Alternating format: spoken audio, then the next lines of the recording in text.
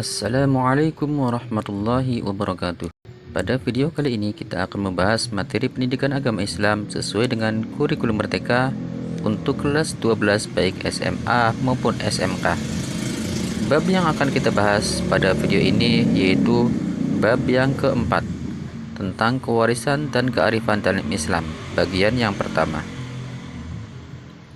Sebelum kita membahas materinya, ada beberapa istilah yang harus diketahui sebelum mempelajarinya.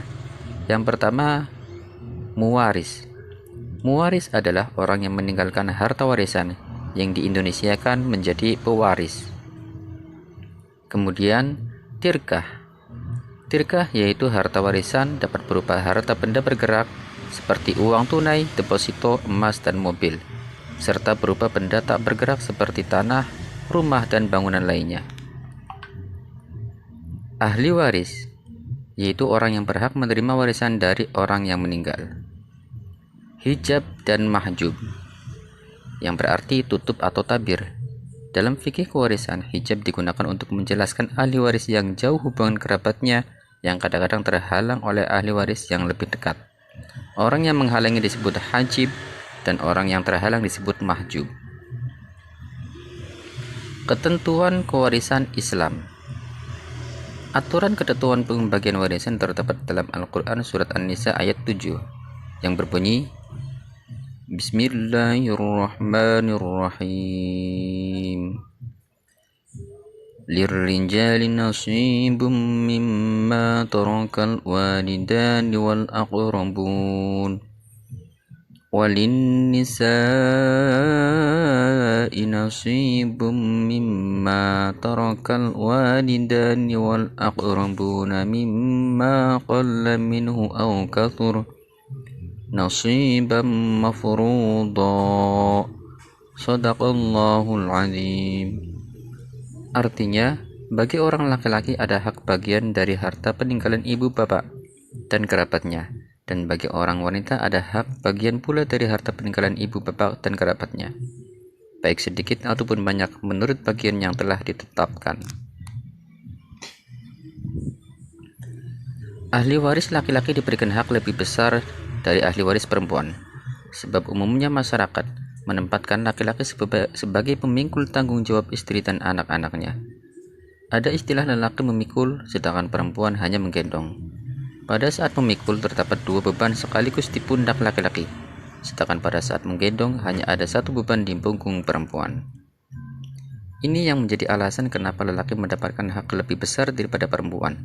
Walaupun begitu, apabila kesepakatan keluarga menginginkan laki-laki dan perempuan diberikan hak yang sama secara demokratis, maka hal itu tidak mengapa, asalkan terlebih dahulu dilakukan pembagian warisan menurut hukum Islam.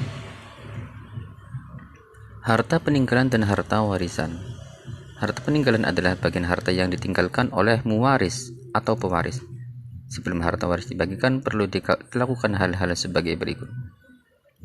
Pertama, diambil untuk biaya perawatan mayat sewaktu sakit, misalnya biaya pengobatan, biaya rumah sakit, dan sebagainya. Yang kedua, diambil untuk biaya pengurusan mayat, misalnya kain kafan, papan, dan lain-lainnya. Yang ketiga, diambil untuk hak harta itu sendiri, misalnya zakat. Kemudian diambil untuk membayar hutang, nazar, sewa, dan lain-lain. Dan yang terakhir, diambil untuk wasiat apabila ada.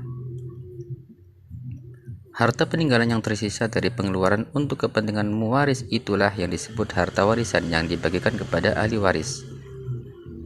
Bagian ahli waris yang telah ditetapkan oleh Allah Subhanahu wa Ta'ala dalam Al-Quran disebut dengan furudul muqaddarah, yaitu setengah, sepertiga, seperempat, seperenam, seperdelapan, 2/3, dan sisa atau pembulatan yang disebut dengan asobah.